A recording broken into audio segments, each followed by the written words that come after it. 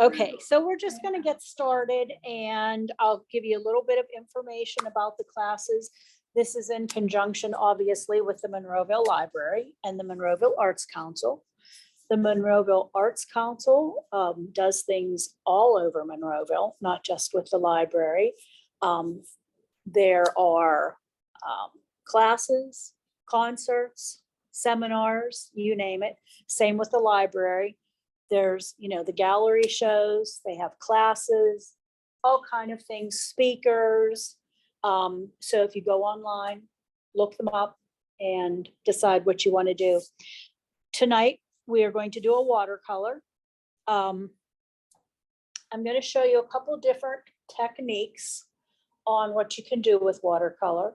Watercolor number one follows the trail of water. Okay, so if you don't have water on your paper, it's not going to go anywhere. It follows the liquidness and the runniness of water.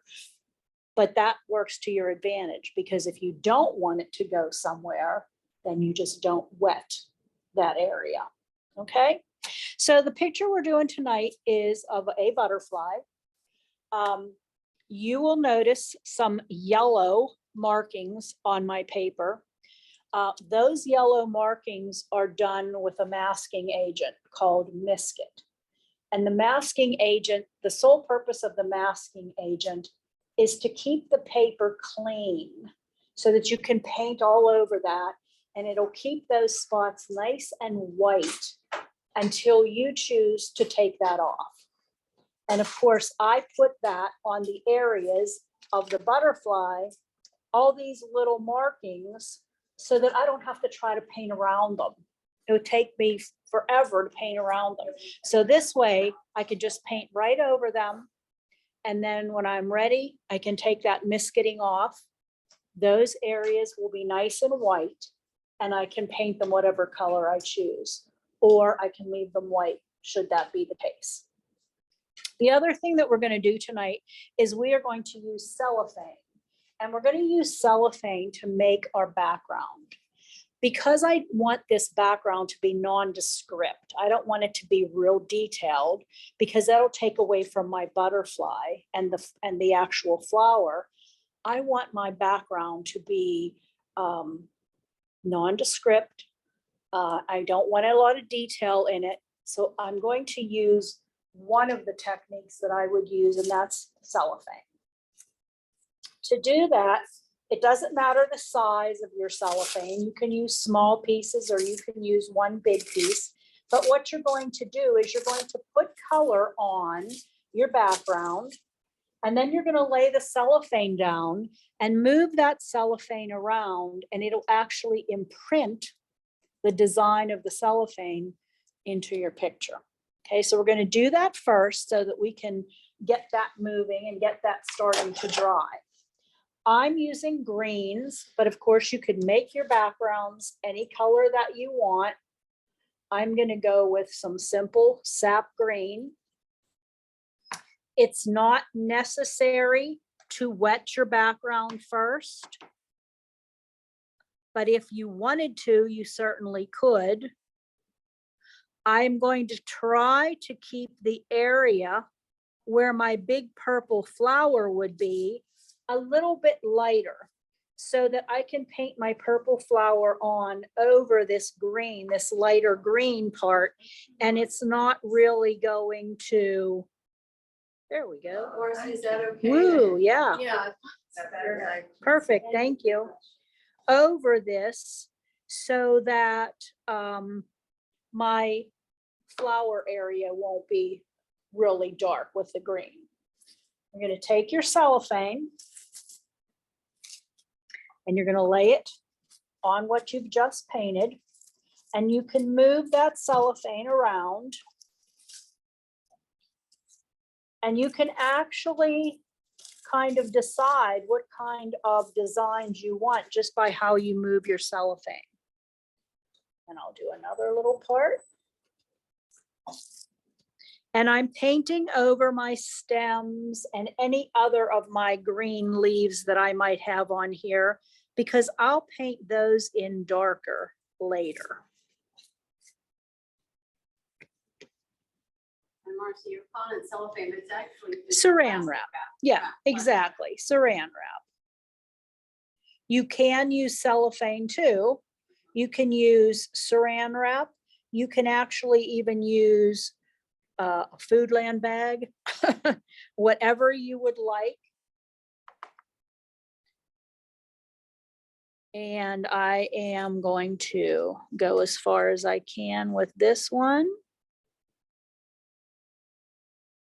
And I'm also, since I'm going to be making my flower purple color, I'm going to go ahead now and just put some of that purpley color in now to be a part of my green. So I'm going to mix some of my purple with some pink. And I'm just going to put some of that color in. It can be anywhere. Get some of this nice pink in there too. And that'll all be incorporated in with the cellophane. So I'm going to move this cellophane over here now. And again, I'm just going to kind of crunch it up. This is just going to give my background some texturing. The other things that you can do is you can use salt. Okay. So when you put your paper or your paint on your paper, nice and wet, you want to be nice and wet with your paint, because again, things don't work unless your paint is nice and wet. It's watercolor. Throw a little bit of salt on and you'll see what the salting will do. And I'm actually doing more than one technique, only so you can see all of the different techniques. If you were doing this yourself, you could do all of the techniques, or you could simply do one and have it go over the entire paper. But just for the sake of me being able to show you different techniques, I am going to just do a bunch of them.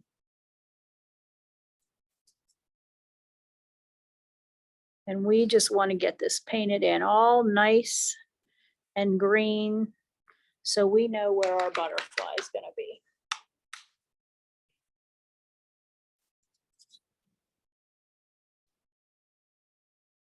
As long as your paper is nice and wet, you will have a nice flow of your color. But if you're not wet, then when your paint hits the dry part, it's going to stop. And then you'll get hard lines. You don't want hard lines, okay, unless you are planning for that. So you want to make sure that your paint is nice and wet.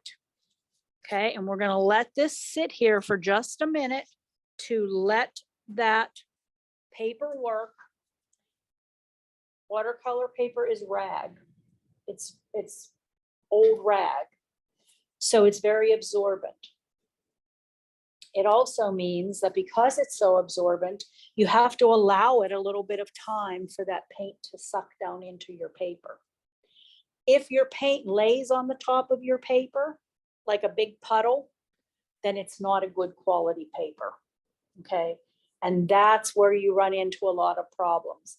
Number one, because if you try to put second washes on, it's gonna just lay on top of the first wash and you're gonna get a mud color. You're not gonna get layers of color. You're gonna get mud. So you wanna make sure that you have good paper. I've mentioned this before with some of my classes.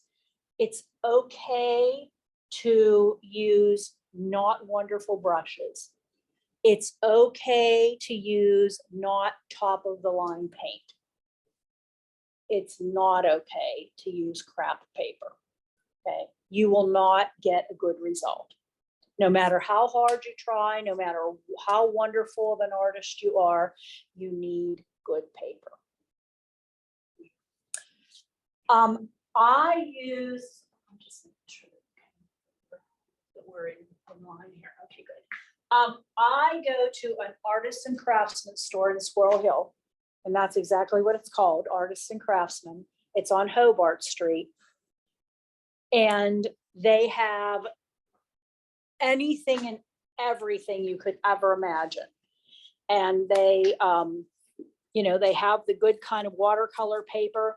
My watercolor paper that I use is 140-pound cold press. And I also buy sheet paper. I don't buy blocks of paper. And my personal reason for that is sheet paper is not pressed so firm that it doesn't allow for the fluid to flow into it. Whereas your blocks, they are pressed so hard that it sometimes doesn't want to give to let the liquid soak into it. That's just my personal opinion, but I do like just the sheet paper. Okay. So to make things move along just a little bit quicker, I'm going to dry this a little bit with my hair dryer, and then I'm going to take the paper off and show you what we have.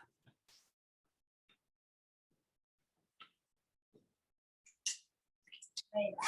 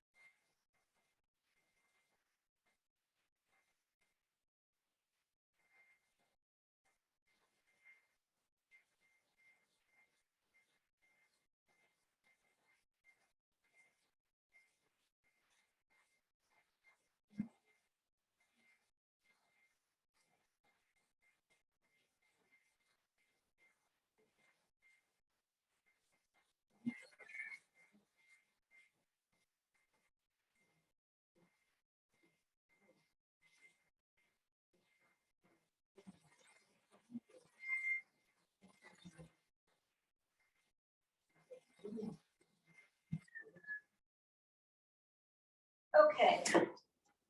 Now, when you lift your paper off, before you would lift your paper off, you want to always check it, because you don't want to rip it off and then realize it wasn't ready to come off yet, because then you'll never be able to get it back into that original position. So you want to kind of lift off a corner, and if you can see the design already being left in your paper, then you know that it's ready for it to come off. So you'll just gently take it off. And you can see where you have all of that nice texturing on the back of your paper or on your background. So now what that actually did is, if I didn't want to really go in and do a lot more detail to that, I really wouldn't have to, because it already looks like there's leafage and stuff back in there. And this is what the salting will do. It also gives you a texturing, but it's different. Now, when we go back in later, I will go back in later and define a little bit more of my background, and I'll show you how to do that.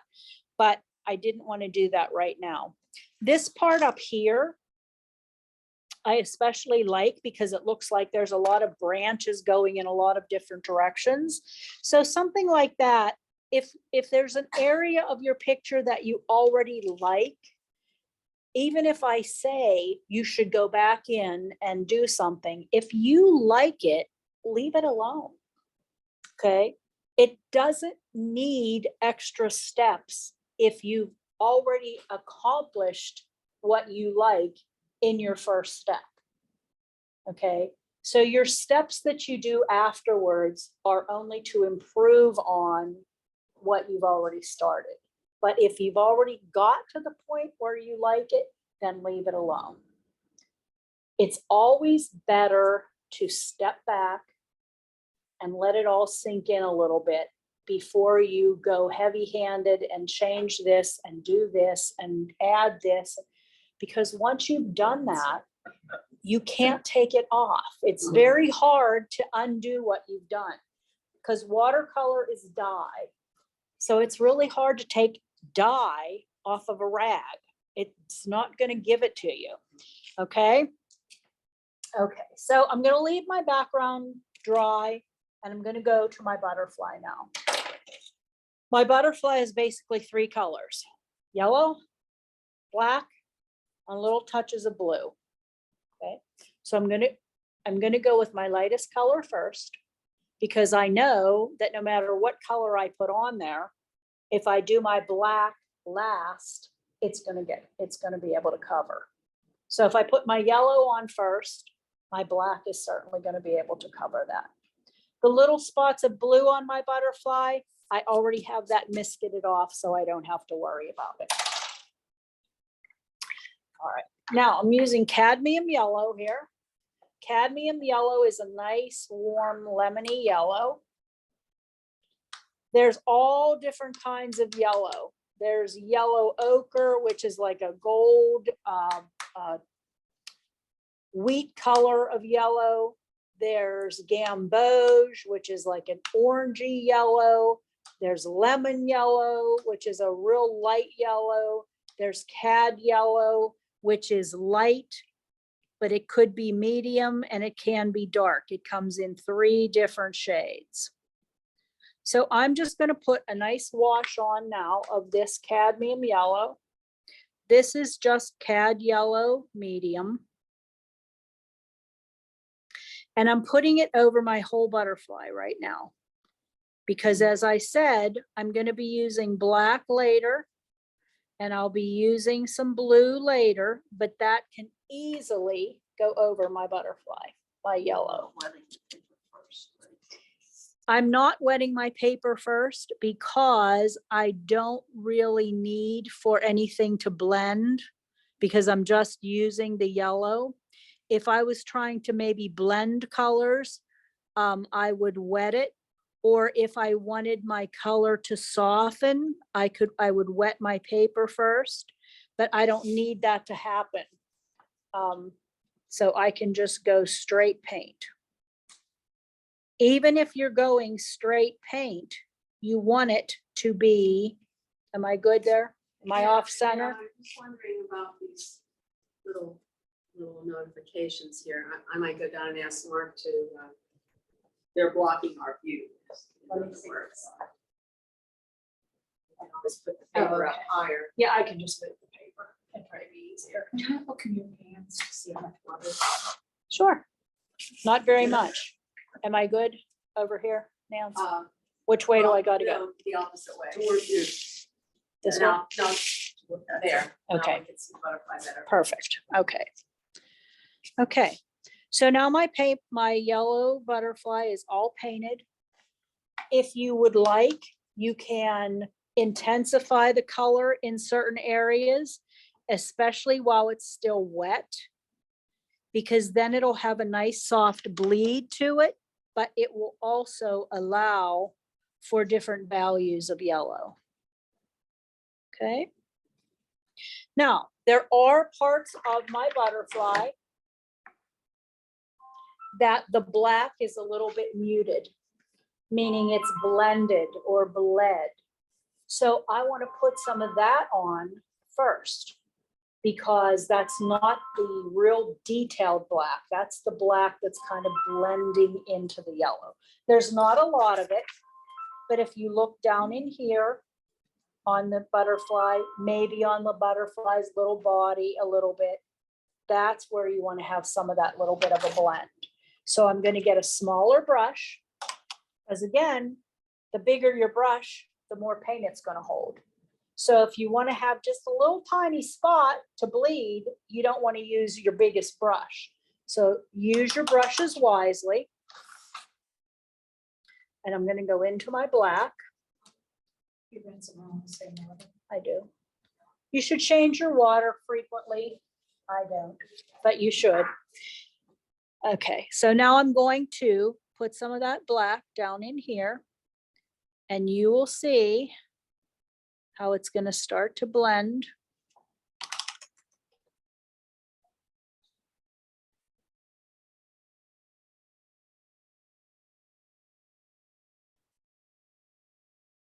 And you'll also see where my misket is, because my paint will not adhere to the misket. And now, not only am I putting this black on to blend slightly, but I would like for it to texture a little bit.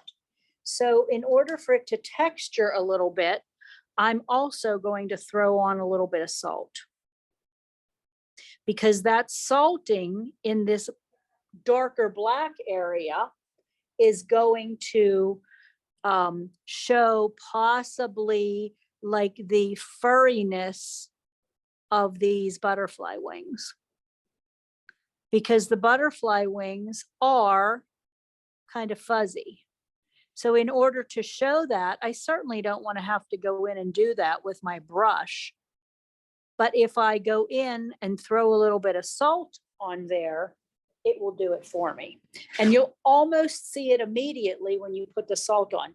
You'll see how your paint is going to start to go around your little salt particles, and it's going to break up that paint. Marci, we're gonna move it a little more because we're still not even a little. For some reason, can't do it. Maybe it's just that, yeah, we could do You that. can move this. How's that? Is that better? Just come and see what we're seeing. Oh, no, we don't want that. Let's go this way.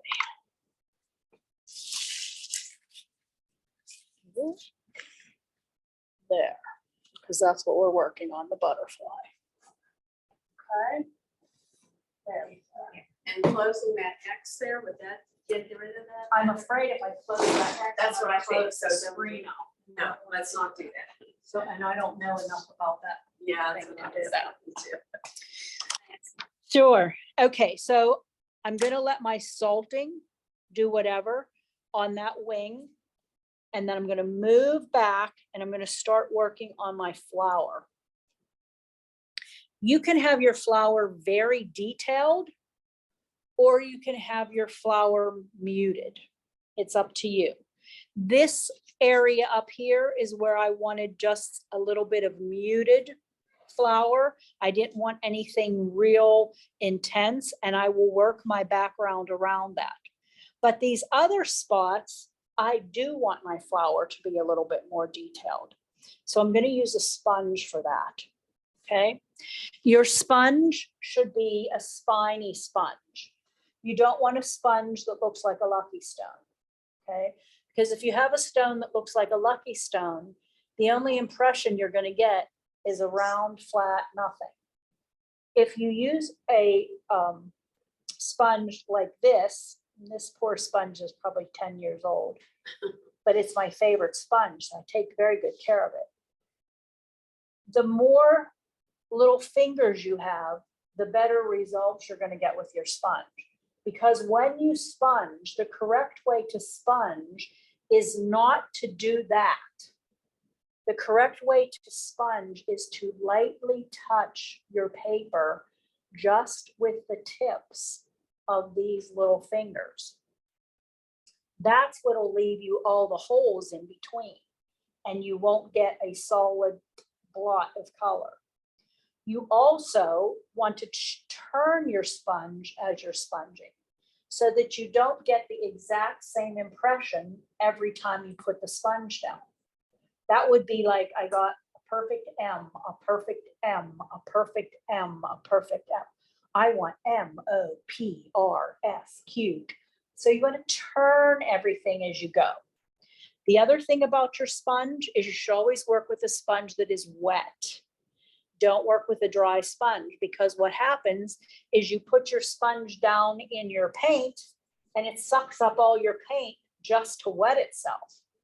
So if you start with a wet sponge, then you're going to just get nice, you're just going to get your nice spongy color. Okay, so I'm going to use a little bit of extra paint here. And I'm going to make this a nice bright pink color. Again, just because the picture is, purple, you don't have to use purple. You can make your flowers red. You can make them whatever color you want. You do want to be careful though, that when you pick your colors for your paint, that you don't go with opposite colors right beside each other, because especially if they're wet and you work with a blue and an orange, you're going to get brown, because opposite colors make brown. So you want to just be careful. You can work with opposite colors if it's dry, because it won't mix. But if it's wet, you just want to be a little bit careful. Okay. So I'm going to mix this nice pink color here. A little bit extra. And then I'm going to use my sponge. I'm going to sponge in my flowery parts first. Sure I am. You don't squeeze the sponge. No, don't squeeze your sponge. You want it all right there. So I'm going to lightly put in my pinks. And then while my paint is wet, I'm going to add some drops of that same color to allow it to flow into the path of the water. You'll see how it's bled out. It's following the path. And then I can define that path. Okay, so I'm going to define that path because I need to have some stems to all of those little flowers. Okay. I'm also going to go nice and close to my butterfly and actually paint in some additional flowers, but this way I won't have gotten any of that pink on my butterfly.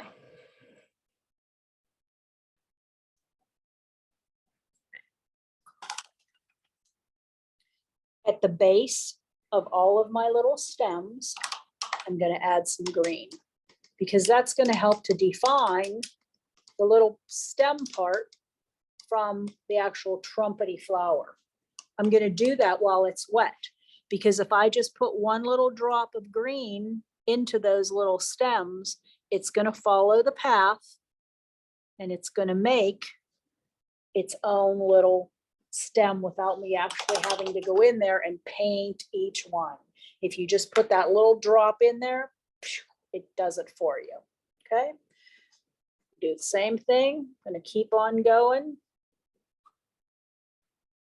I'm going to put some over here. Again, I'm just lightly putting my sponge down. And then I'm going to add some additional paint while it's wet so that I get some nice parts that are nice and dark.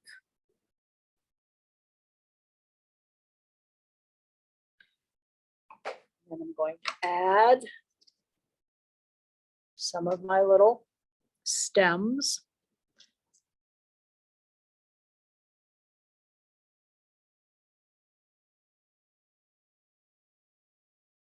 And all these little stems are attaching to a main stem.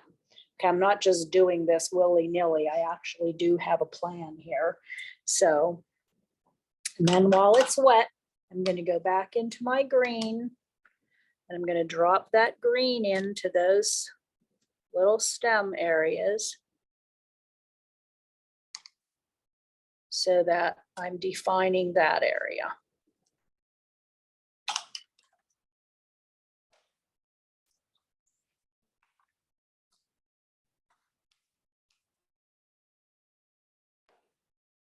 I'm going to go here. I'm going to do some more.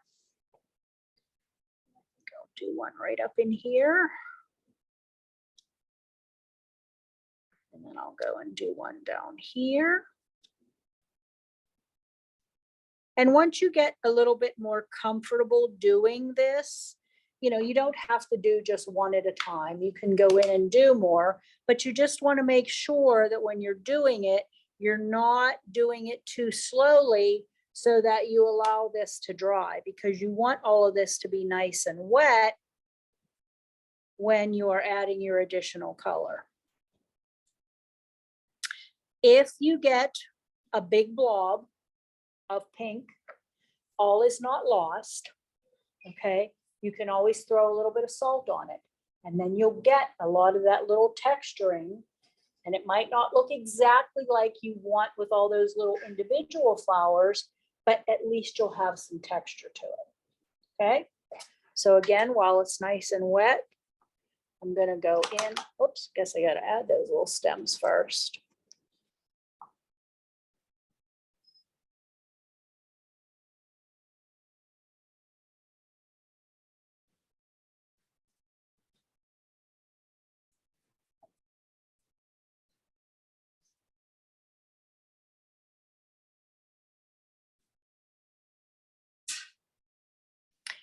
And I'll add my green.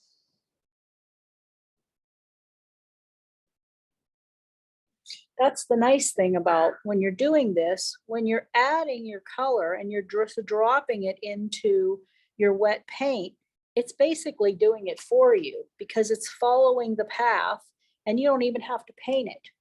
It's doing it for you. Okay. All right, we're gonna leave that alone for now. Down here, you can see some of my misket. That misket is where when I take that off, then I will paint in more defined flowers down at the very base. But for right now, this is all I need for where my flowers are going to be. If you wanted to do some additional flowers in the background and you wanted it to be, you know, muted, you didn't want it to be real intense in color, you could do that. And all you would have to do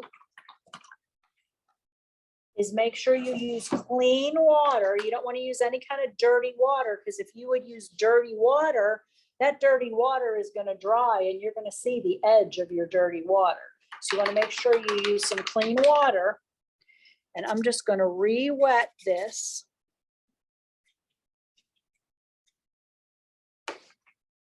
And then I'm going to take some of my pink and I'm just going to drop it in here.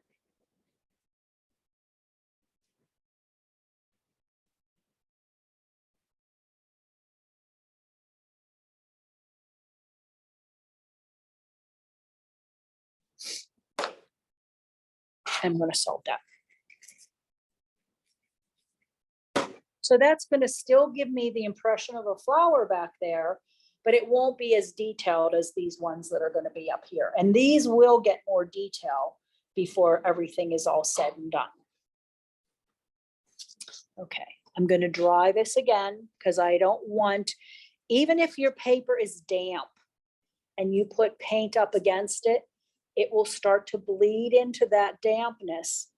And even if it's the same color, it will leave a mark because you've added multiple surfaces, you've added multiple layers of the color, and your first wash being that it's still damp, that second wash is going to push that first wash out of the way and it'll leave a hard edge for you.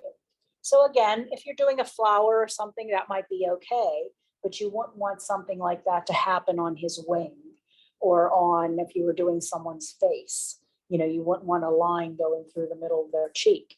So we're going to dry this really well so that we don't have to worry about that.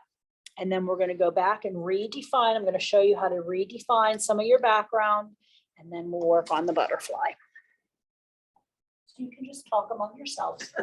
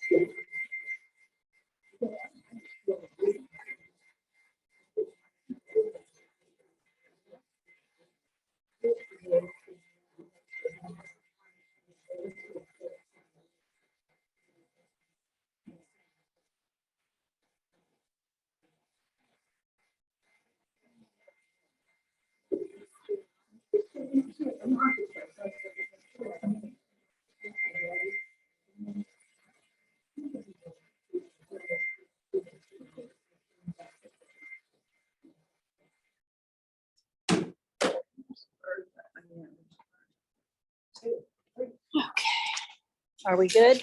Are we on, are we in? Hold it up. Yep, Oh, I missed it. sure. And then you can see now what your salting does. And you can see what your sponging does. Okay. Did you brush the salt off? I brushed some of it off. I didn't brush all of it off. Am I good? Am I in line there? Not much. Pretty much. Toward the salt. Towards the salt? There. Okay. All right. So now you want to decide how much of your background you want to define. You don't have to define any of it if you don't want to, or you want to define just some of it. If you like some parts of what your cellophane did, then leave those alone. But if you possibly want a part of your butterfly to really stand out, then maybe you want to put some additional color in if your butterfly is very muted into your background. So I'm going to try to just get a little bit darker around my butterfly and maybe down into one corner. I don't want to darken the whole thing because I actually like this muted part up here. So I'm not going to do too much with that. I'm not going to do too much over here because I already have some darkness with my flower. So I really don't need a whole lot to pop out this old guy. So what I will do though is I have drawn in some of the leaves that I want to define, that I want to be real detailed. So I will pick those first and I will go ahead and paint those in. So I'm going to mix a little bit of sap, which is my green, And I'm gonna mix it with a little bit of burnt umber, which is brown, just to get a little bit of a different color green here. And then I'm going to paint a couple of those leaves. I'm not worried right yet about the stems, but I'm gonna get these leaves painted in, because once I get them painted in, then I'm gonna know what I need to do to make my background really pop. So here's a leaf. And you can see that I'm painting right over the colors that's already there. And the nice transparency of these paints, you'll still see some of those colors through. You'll still see some of that design through. And that's okay.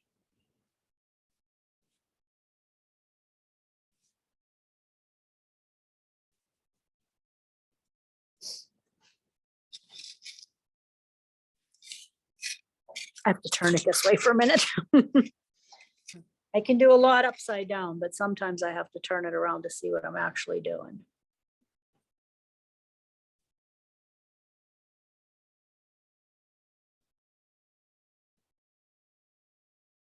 And these are just the ones that I want to be a little bit more defined. The other thing you have to remember is once you get all of your detail on your butterfly is really going to pop out more than it is now. Right now, it just looks like a yellow blob. But once you start to get some of your detail in there, then it's going to become more evident. And of course, you don't get all of your detail done until you get your other things put in place, because you're not going to go ahead and do a whole lot of detail and then realize, "Ugh, I don't even want it there. I would rather have a little bit over here." Well, it's too late because you already detailed it all the way over there. So you want to get a lot of your stuff, a lot of your bigger things in that's not going to need a lot of detail beforehand. Here I have a nice big leaf.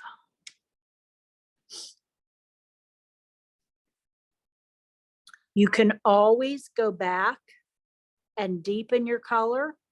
You can always go back and add more leaves. You can always go back and add more flowers. So less is better. In this instance, maybe not in life, but in this instance, less is better because you can always add. The nice thing about watercolor is you can go back and work on this painting 2 years from now. It's not going to matter. You'll have plenty of time. It's not going to change anything. The paint doesn't go away after so long. So you can leave it sit in your cupboard for 2 years and go back and pick up right where you left off. The other nice thing about it is it dries quickly. So you don't have to wait for days for things to dry. That's why I really do like my watercolors. You can wet it again. Yep. That doesn't mean now, like if I went back in and my flower was dry, but I want to go over it, you can put paint over it.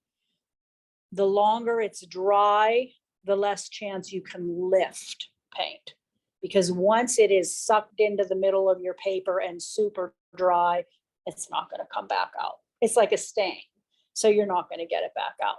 But if I wanted to go in and try to lift some of the pink off of this flower now, because it's pretty fresh, I could probably lift some of it off. Not a whole bunch, because the pink dye is very staining. If I was using a real light blue, I could probably get it all off because of the way that it's not as staining as some colors. Even your browns, believe it or not, you could probably lift easier than a pink, a magenta, or like a deep purple or a deep navy blue. They would be more staining. Okay. Okay, so I just painted in a couple leaves. And I'm going to show you too how to make this pop out, our leaf versus our flower. But I'm going to do that just by following my design that I already have here. So I'm going to take my sap green and I'm going to paint in my design. This is going to help to pop out my butterfly. It's going to make my butterfly more evident. It's going to make my flower more evident. And it's going to show where my actual design was.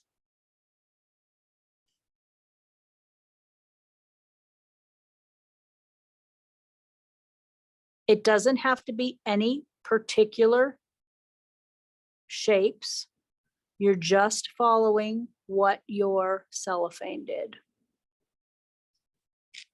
But look how nice that pops that out.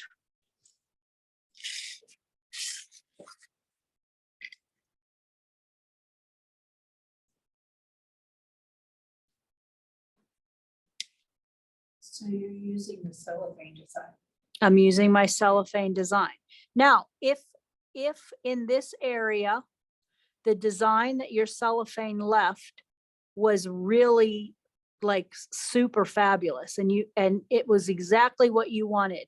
It looks like a vine and it looks like two leaves and it looks like a butterfly leg and whatever. Then don't do this. You know, then you would want to leave it alone. But if it's something that you can, that you don't really have any love for, it worked okay, but it's not fabulous, then you can go ahead in and redo it. And so all I'm really redoing is I'm deepening the parts around my design that's going to help to make my butterfly pop out. Now, I don't want to get real deep around that leaf because then that's going to make that all blend together. So all I'll do there then is wet my brush and just kind of let it blend all together. Okay. You don't want to end it like that and then not have anything farther out. So the farther out I go,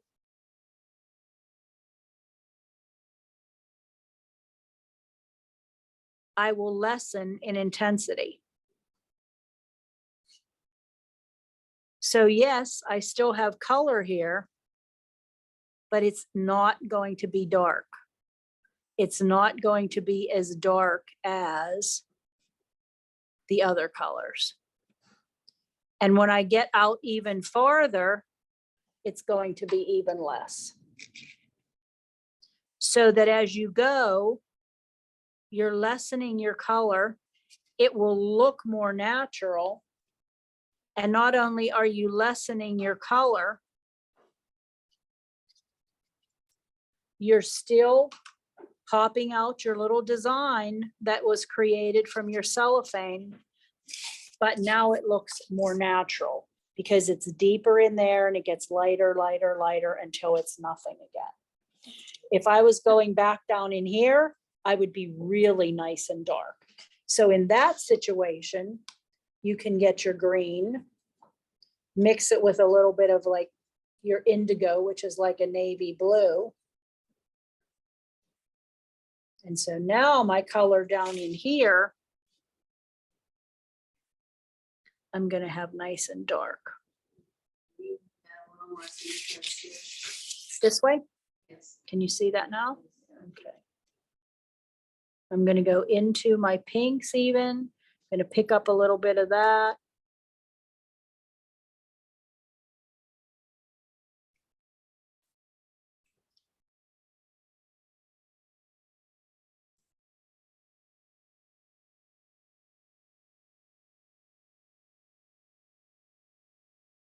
Okay. So you get the idea here. So now I'm nice and dark here. I'll bring that same dark up through here because you can't just stop it. You want to make sure that you have, a specific thought process here. So I'm going to have that color going into this, going into this, going down this way.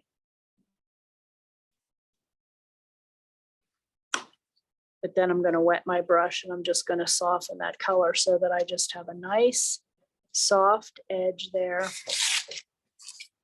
Okay. All right. So now let's move on to our little butterfly. And then we'll move on to the flower. Our butterfly, the only thing I really need to add right now is the black. Okay, because the butterfly is just black and yellow and that little bit of white and a little bit of blue. I'm going to be using my black, and I'm also going to be using a little tiny brush.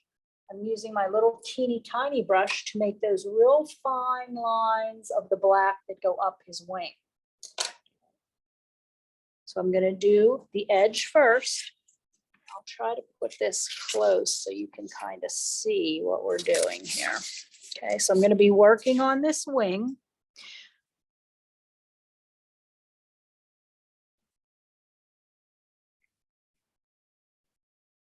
I'm going to be going over the black that's already there.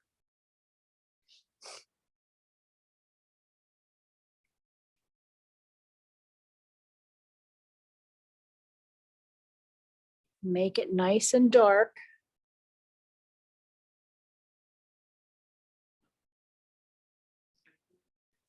Okay, so there's this little notification that I. Yeah, more. More still? Yes, a little bit. Yep. That good? Is that better? Okay. Sure. See, at home when I do this, I'm able to manipulate my iPad that I can see what I'm doing from the top of my iPad. So it's not so crazy. I can't do that here. So, okay, so I have my nice wing done. It's nice and dark along the edge. Now I'm going to get my little lines. And I'm going to start to bring them up just like they would be on the butterfly.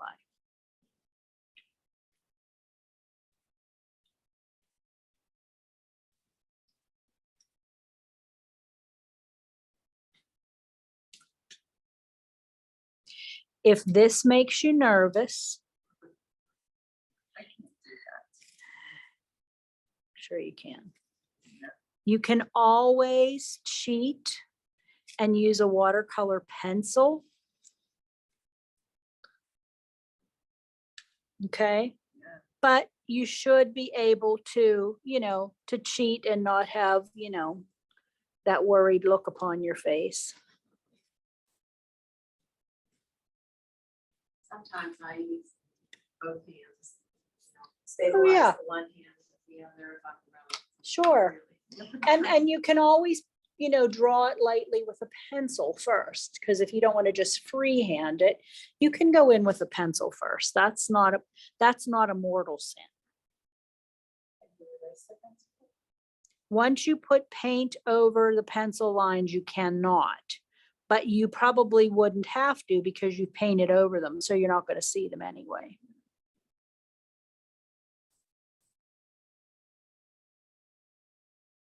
Nobody would know that you painted by number. Yeah, no one will know. I won't tell. I never tell.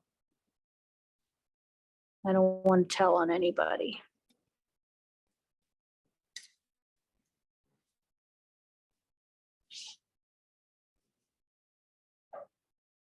So now you're becoming a monarch. You can really start to see how your monarch is.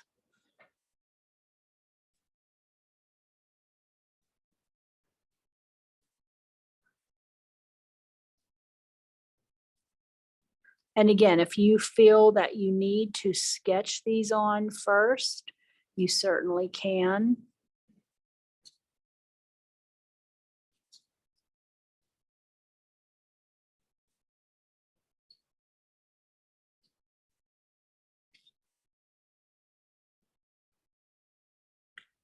And you also want to make sure that you're paying attention to your values, the values of your color. Not all of the black is intensely black. Some of it's a little bit lighter. So you want to pay attention to things like that because that's important, especially when you're only working in a few colors. So this guy has a little bit of lighter black up against him there. Okay. Has a little bit of darker black down in here.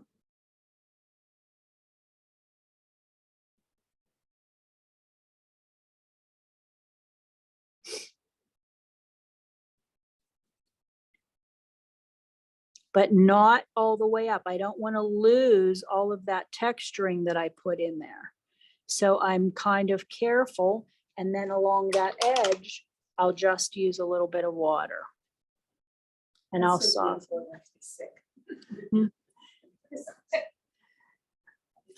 I'll just soften that. Okay.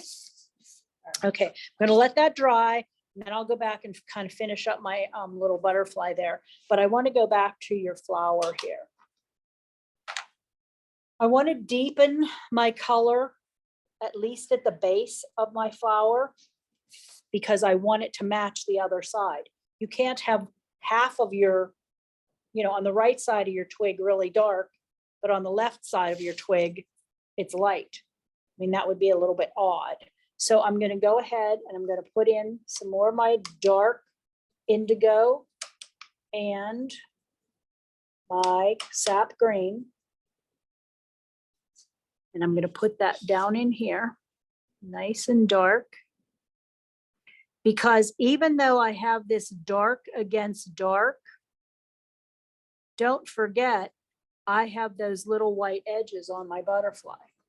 So I will be able to see those little light edges even once this is taken off, once this is all dry. So even though this is dark against dark, those little white edges are going to show up. At this point, we could stand up and watch you. We could stand and watch. You what's going could. on there, if you're having trouble seeing something. Hopefully not. Okay, so I'm going to fill in this whole little area down here with my nice dark color. I'm going to paint around my little bit of pink, my little pink spots, my little holes. And I can always go back in and redefine.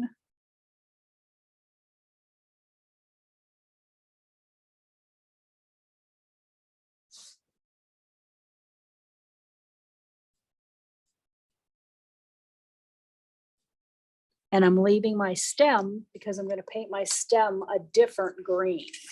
Okay. So I'm going to paint this here. I'm painting right over my design from my cellophane.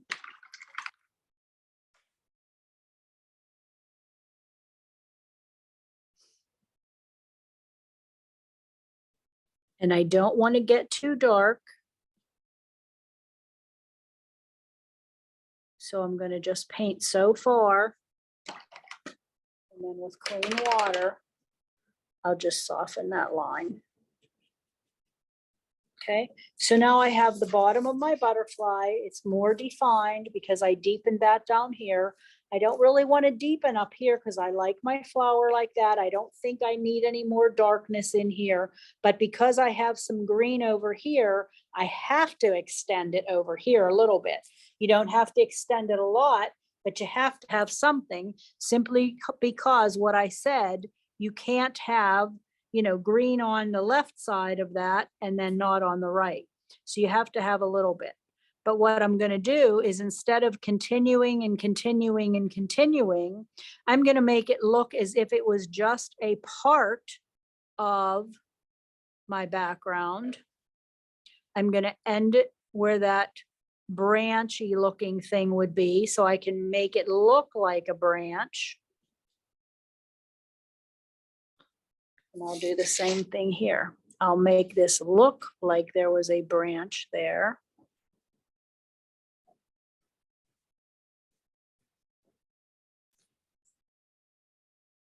Put some of that green in there. And then simply end it with some wet water. Okay. Go back in over here and redefine some of these. Oops, hit a wet spot.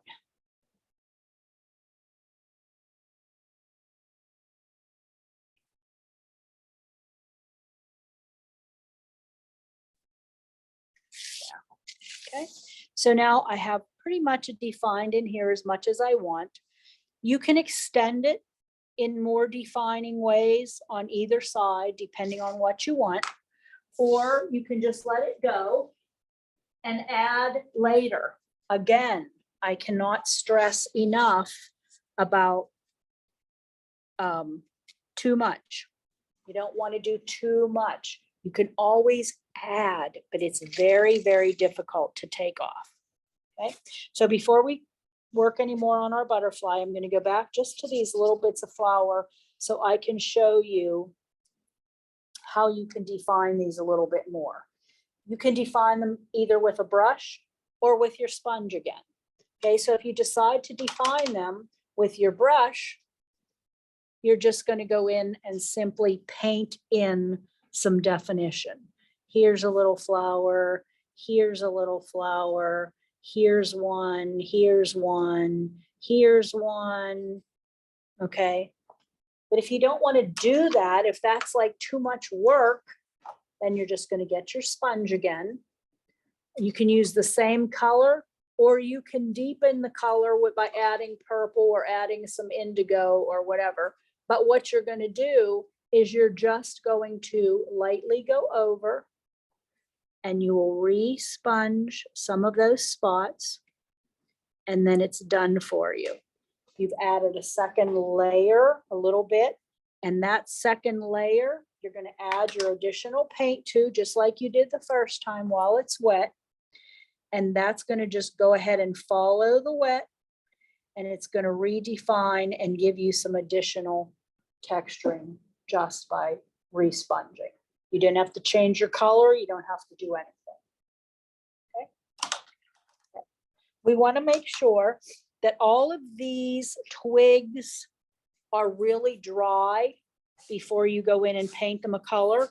I'll probably paint those a nice warm brown, like a burnt sienna instead of a burnt umber. I'll keep them nice and light in color, but I'm going to go back and work on my butterfly first.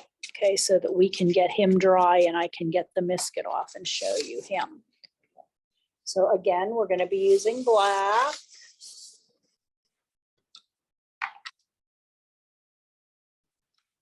Okay, I'm going to go. Have to see which direction he is here. Okay, this is my butterfly body, and I want him to be fuzzy. Okay, so I'm going to fill in the rest of his body with a little bit of water,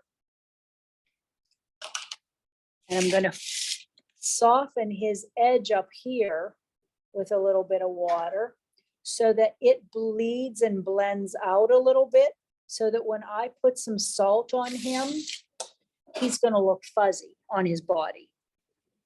So I'll put a little bit of salt there. That's going to make his body fuzzy looking, and I can go back in and redefine it later. And while that's drying, I'm going to go in now and paint in the rest of my my black colors. So I have some more black down in here.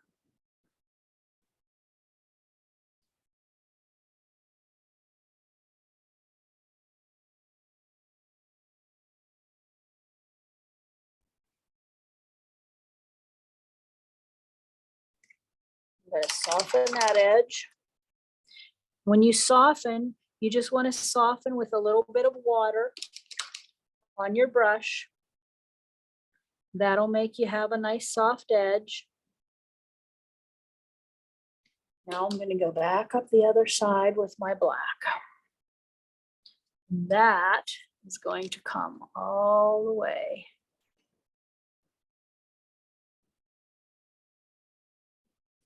I don't want a perfect straight line because by making it a rough or a zigzaggy kind of edge a little bit, it's going to make that look like I'm going down into the creases of his wing. And if you looked at the picture at all, you could see that that's how it would be.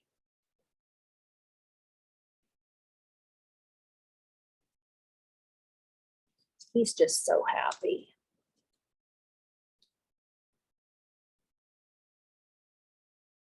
That butterfly bush that I have, I took this picture at home. And that butterfly bush, if you're not familiar with a butterfly bush, I want to tell you that thing grows about 10 feet a year. I have to cut that thing down every fall. And by spring, it's like 10 feet tall again. Do you? Yeah. True. True, it's crazy. Now, if you want to get a little bit of a rough edge, you can do something on here called dry brushing. If you're not familiar with dry brushing, you're going to lay your brush with a little bit of paint on its side, and you will just drag it across the paper. And you'll have a nice little rough edge. It looks like it's going up into the veins of your butterfly. And you don't have to paint that. You don't have to go along and paint all kind of little lines. And that's just called dry brushing. It's when you take your brush, you put a little bit of paint on it, and you just drag it up, drag it in the direction where you want your roughness.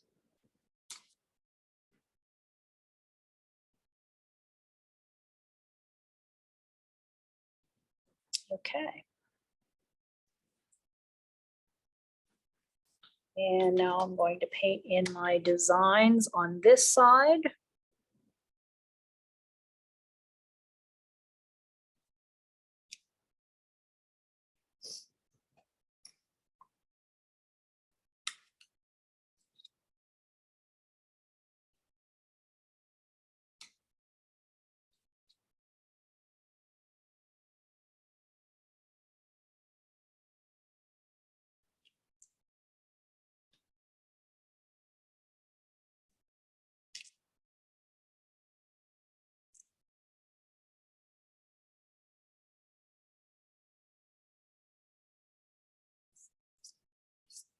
And then I'll finish up with my lines on the other side, my nice little skinny lines on the other side.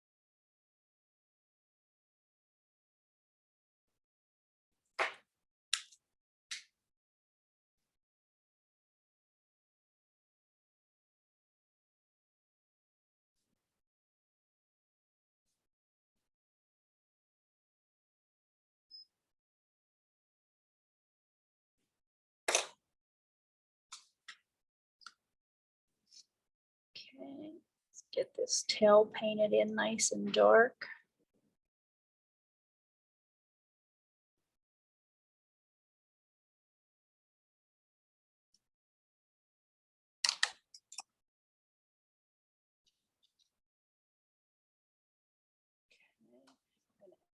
Add a little bit more black to his body.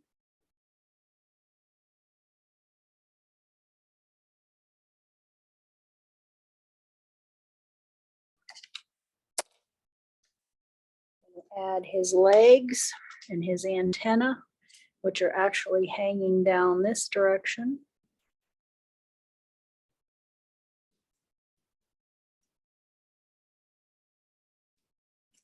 Okay.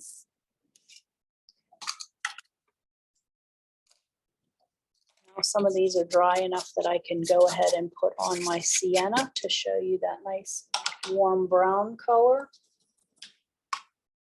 I don't want them to be real dark because these are nice and muted. So I don't want the branch color to be too dark because I don't want to take away from. So these are going to be nice and light also.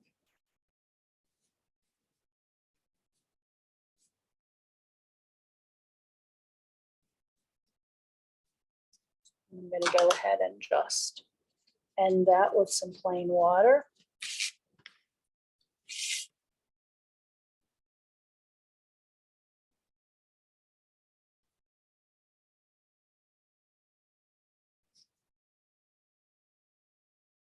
Now, if you liked them light to almost look like the color of the paper, you could leave them that way. It's entirely up to you, what you want your picture to look like. I'm just adding this little bit of brown because since I got a little bit deeper with my green, I don't want to take away from my butterfly by having these stand out so bright. So I'm going to just lessen that coloring. A little bit more up here.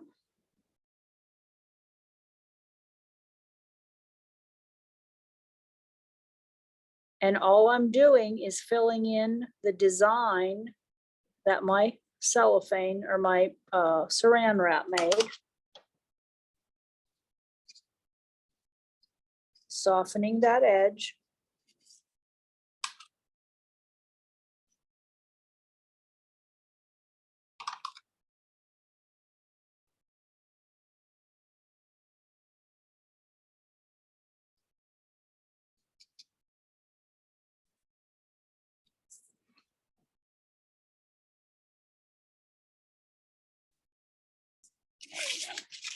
So now the whole thing is centered just on the center of the picture, just on your butterfly, just on your nice flower. This is nice and muted. You can leave it nice and muted.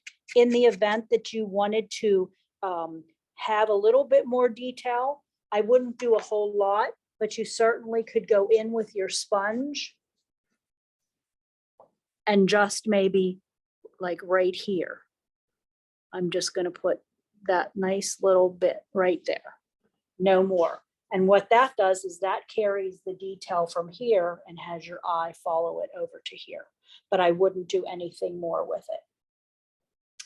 I do want to do these stems here, and these stems I'm going to keep green because I don't want them to be too brown looking, but I'm going to add a little bit of cerulean blue, which is a nice robin egg blue, to my green. So you're going to be able to see a difference in the green color, but it's not going to be really dark. And I'm going to take that up into this because your flowers have to be growing off of something. They can't just be hanging in the air. For as much as you'd like them to be, they can't. They have to have something to grow on. So I'm taking out some branches to meet my flowers.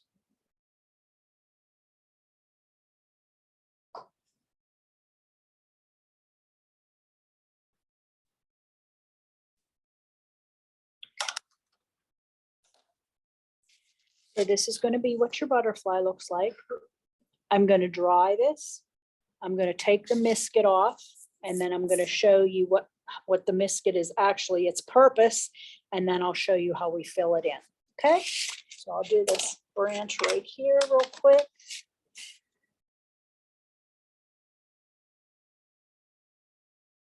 I think we're good on time though. Yeah. Oh yeah.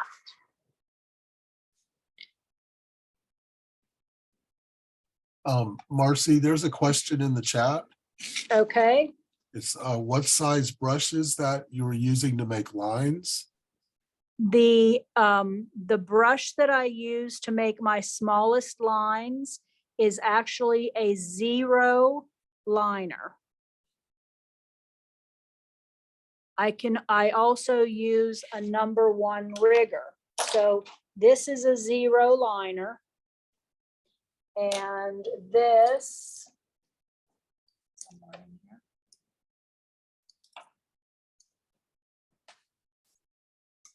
This is a #1 rigger, so it'll get nice fine lines also. Okay, I'm gonna dry this real quick, and then I'm gonna come in, take off some Misket, show you what that did. You shouldn't ever try to take your Misket off if your paper's wet, because it will tear. Okay, so you wanna make sure you dry.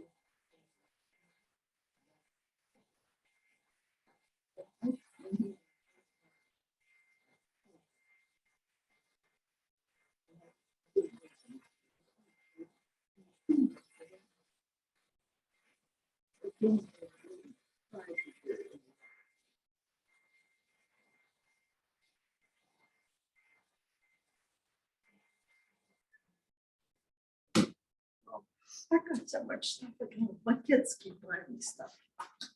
Okay. Are we good? We centered? Okay. So when you take Well, kind of this kind of is. this way? Yeah. There we go. Yeah. Okay. So when you take your Misket off, there's all kind of things that you can use to take your Misket off. There's all kind of things that stores and marketing people say you need to take your Misket off. You need your finger. Okay. You don't have to buy a Misket remover. You don't have to buy a nub. You don't have to buy, your finger works fine. All you have to do is rub it. Okay. It's like rubber cement. Okay. So it's just going to come off. You just peel it right off. Okay. But again, you want to make sure your paper's nice and dry. You don't want to try to do this on something that is wet. Okay. The other thing, Misket does not last forever. Okay. So if your Misket doesn't like to come off your paper, it's old and you need to get more Misket. If your Misket is left on your paper too long, it won't come off. So when you put Misket on your paper, for all intensive purposes, you should really remove it within a week. Okay. Now, if you're not going to work on your painting for a year, at least take your Misket off. You can reapply it if you have to down the road, but you don't want to leave it on because then it kind of makes itself permanent on your paper and you won't get it off and you really can't paint over it either. So it will not make you happy. Okay, so I'm rubbing off my Misket and I'm rubbing off the areas on my butterfly too. So you can see some of this. And again, I mean, I don't want all the, art people out there yelling at me because, they're not going to sell their Misket nubs anymore, but you don't need all that stuff. There's a lot of things out there that, people, art stores and that will even try to sell you that they say that you need. One example is art salt. Seriously. So art salt is table salt, okay? But art salt is $5 for a little container and table salt's 49 cents. So, there's a lot of things, that you don't need, you don't have to invest in. You don't need brushes that are made of squirrel butt hair, okay? On a regular old synthetic brush, as long as it's for watercolor, it will work just fine. I think the only brush that I own, it's not even here because I never use it, that is a really exceptional brush I won in some art thing. I don't think I've ever even used it because the hairs keep coming out on the paper. So you don't need all kind of, expensive gadgets and all that stuff. You just don't need it. So don't fall for that kind of stuff. Again, I will tell you 100 times, good paper, good paper. You can get away with anything else, but you need good paper. Okay, so this is what it looks like with your Misc It Off. It just takes you right back to your white paper. Did you do the mix it on the little things in the center? Little piece of it? This, yep, Oh, okay. and along my butterfly wings. Okay, so you can see, I didn't take it all off yet, but you can see where the white edges are on your butterfly. Okay, so now it's white. I don't want it to be white, but now it's a heck of a lot easier to go in there and paint all of this, my pink color, and it'll be a nice clean pink, and it'll be all of these nice little fingers, which is what I wanted for these buds that are not opened yet. Okay, but if I had to paint my background all around this, it would not be a very happy moment for me. So this way, you can just paint your whites and you have your nice color of your flowers. And look how nice that is.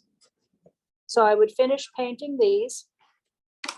My butterfly, the white edges on my butterfly, they're white. I'm not doing anything with them. You don't have to paint white on white. That's not how it works, okay? Now, if you want to, okay, you can, it's your painting, but that's really kind of silly. That's like, polishing a shoe that doesn't even need polished. So you don't need to put white on white. The other thing is a lot of times, there are a lot of professional artists out there that will tell you, you cannot use white. You cannot use black.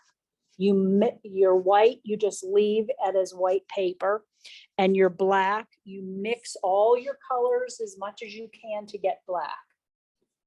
You can mix until the cows come home, and you're not going to get black. You'll get something that might resemble a black, but it's not black. My feeling is, if they didn't want you to use black, they wouldn't make it. If they didn't want you to use white, they wouldn't make it. With white paint, you can get softness, because where it's white, if you wanted to soften it, you could just wet around that and put in a little bit of white paint, and it would kind of blend out and make that nice and soft, like a sunset or something. You can't get that by leaving a white spot. You can't soften a hard shape. You just can't. I don't care what they say. So I like white. I like black. The end of it. Okay, so now I'm going to leave these white spots white because that's what it is on my butterfly. But there are a couple spots that have a little bit of blue. So I'm going to put this little bit of blue in there. It's just a couple little spots down by the bottom. And there's one little spot that's actually orange. And so I'm going to do that. And to make my orange, I will mix red and yellow. I don't buy orange. However, if you have orange, use it.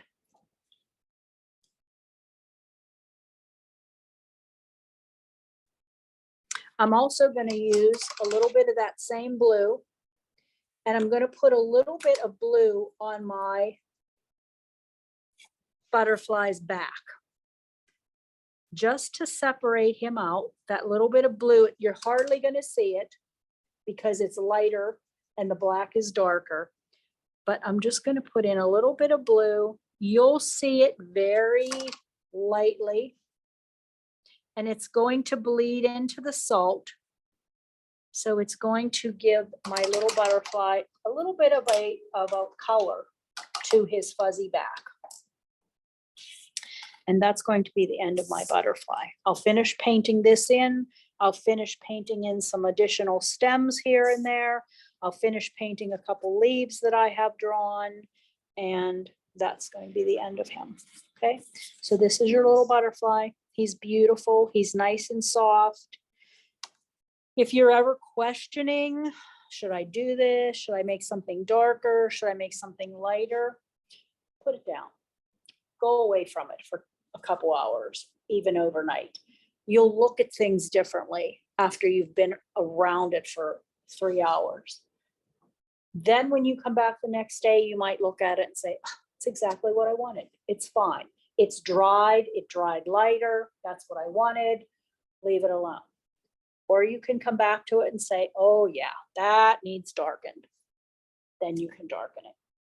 Again, you can work on this tomorrow, the next day, next year, as long as you remember to take your misket off. You don't want to leave your misket on. Next month, we are going to be doing, not that I love it, winter. Okay, we're going to be doing a beautiful winter barn. And working with watercolor on white is really cool. So if you're available next month, we're going to be doing the winter barn. And then we're probably going to take a little break, and then we'll be back in the spring. I do watercolor tutorials though every week. So my watercolor tutorials, if you're interested, you can get put on a mailing list. I mean, an email list. How that works, I send every week, I send a picture. If you like the picture and you want to do it, you just send me an email back and say, "I like that one." And then it's usually about an hour long, very detailed, you just see my hands painting the entire picture, and then you can paint along with it. Very similar to the videos at the library. So you can watch them anytime. You can stop them, start them, back them up, keep them for a year, whatever. So you just send me an email, say I want on the list. It's Watercolor Studio, all one word, 1021 Studio. 1021@gmail.com. And it's probably on the site here somewhere. I've been floating around for a while. Is there a charge for that, Marci? There's a $10 charge for the tutorials I do. But again, you can keep them forever, and but they're not all for beginners. They're not all for advanced, but a beginner could do it because you actually can stop it and catch up to what I've done. And I show and verbally explain everything that I do, just like, basically tonight. But you'll see the picture as it's just a picture drawn. You'll see how I start it, you'll see how it's ended, and you'll see it totally complete. So there's no steps that I skip unless it's something real basic. And then you'll still see the next steps. So, and if you're not sure that that's something that you would want to do, you can just still email me and I'll send you a sample one to see for nothing. Yes. Marci, can you please send her the picture? I'd like to take a picture of your butterfly picture. It's so beautiful. Sure. Well, actually, I will, but I also will send a picture to the library tomorrow. And and so you could get it off of that. But am I centered? No, toward your stomach. Me? How about now? Not that one. This way? That's That better? Yes, thank you. You're Beautiful. welcome. Thank you. We'll still probably add a couple more little strokes here and there, but that's pretty much it for, all of the hard things. I'll still finish painting in that, and I have one leaf here yet to paint. I'd like to point out something between a novice and a professional like Marci.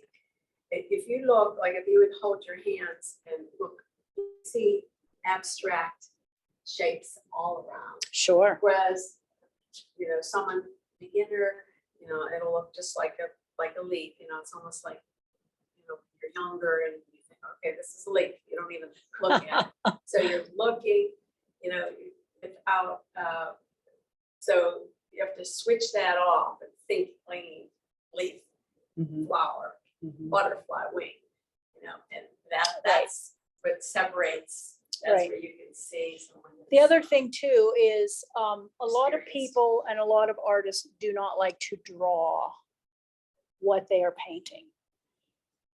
If you want to go in and just go for it, you can. But with watercolor, you know, watercolor takes on a mind of its own. It's going to follow your water path. So unless you know exactly where you want that water path to be without a drawing, good luck. I still draw everything. Now, that doesn't mean I draw every little flower. I do not. But the bigger things I do draw because I want to know where I need to put my color and where I don't. I'm not going to draw in a background like that because I don't mind where my color goes and then I work around my colors. But if you're doing like a barn and a silo, well, you need to know where that is. Because what will happen is you'll start to paint and then you'll still continue to paint because you're really not sure if that's the edge or not. And you'll still continue to paint. And the next thing you know, your barn is off the paper and you have no room for your silo. So you kind of defeated the purpose of, you know, working on this picture. So I do sketch. I do erase. I do use a ruler. I mean, for other people to say, I'm not allowed to use a ruler. Why? I want a straight line. If I want a horizon line, I want it to be straight. So yes, I use a ruler. I measure 6 inches down on both sides, so it's a straight line. Don't listen to rules like that. It's what you like. Now, if you don't care if your horizon line is straight, fine. But if you want to, you're investing how much of your time into this. Why would you not want it to be like you want it to be when you're finished? You know, I mean, you have to think of it as a time investment. I mean, even though we got this done real fast, that doesn't mean that, you know, you're going to do this in an hour and a half. You might take a day. You might take 2 days. So what? It's your time. And if you don't mind investing it, that's perfectly fine. But you want it to be, you want to do your best drawing to get your best painting. I tell the kids in school, if your drawing stinks, your painting is going to too. I don't care what you do with your paint. It's going to stink if you don't like your drawing. You know, if you have a drawing of a man and his head's the size of you know, the planet Earth, it's still going to be the size of the planet Earth when you paint it. So you want to like your drawing and then you will like your painting. So take your time, you know, a little bit of time on your drawing, and then, you know, that's half the battle, half the battle. Take your time with your watercolor. I can't stress enough. It's watercolor. It needs water. Don't try to paint it on like it's acrylic. It's not. It has to have the water to do what it wants. If you put your watercolor on thick, like acrylic, well, then when water hits it, it's just going to dissipate. Just because it's thick and dry on your paper, as soon as water hits it, it's melting. So you don't want to feel your paint. You want that paint to have sucked down into your paper. That's the purpose of the rag paper. Okay. Okay. Any questions? Yes. Branches. Yes. There are white areas around the branches. Uh-huh. Like over here, you mean? And think, I really like those. Are those supposed to be left white like that? You can, or you can paint them in. That's personal preference. I'll probably go back in and maybe paint this one brown, but I'll probably leave those white. There's a branch down here. I might paint around it a little bit and just leave that one light green. It's all just in your personal, you know, your personal preference, what you want. You don't want anything super dark because if you do that, you're going to take away from your butterfly. And then your eye, instead of centering on your butterfly, it's going to go off in all of the directions of really dark, branches that you had. So That edge on that butterfly is so exact, it's so dramatic. because Really is because the dramatic. white up against your dark color is what you have to, and you plan for that. I mean, this is going to be light, so you want dark around it. You don't want everything to be dark, dark, dark. I mean, if this was all dark and then you put in a dark background, you would lose your butterfly. So you have to, plan in your mind too, what colors you're going to be putting in there. If this part of your butterfly was bright orange, then a dark background would be great because that would just help to pop it out. The darkness around this flower down here is great because even though it's not really dark up here, it's dark here. So now your eye knows that that's a flower and it's branching out because you've kind of positioned it into some darkness, so you don't need. Where do you put the blue? Mhm. Base of the butterfly? It's like, It draws your eye right to that area, right?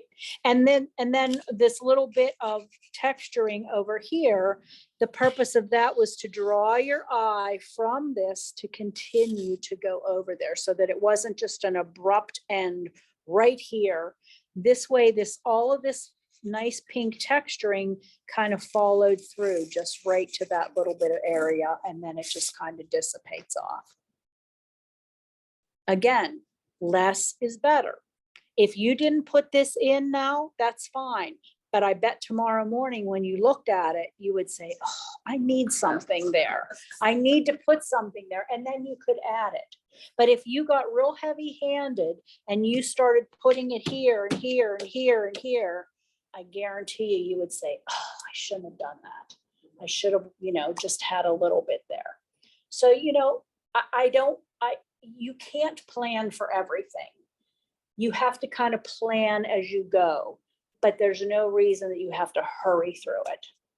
You have time, you want to plan things. Another thing, that's why I work from photographs. I already know that, it's going to be light down here and I can make this dark. I don't have to figure that out because I'm working off a photo.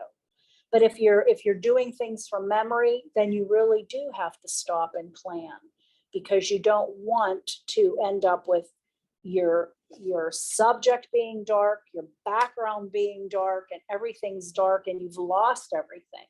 You have to have something light against dark so that things stand out and you can decipher what's what. Okay. Okay, thank you. Thank you.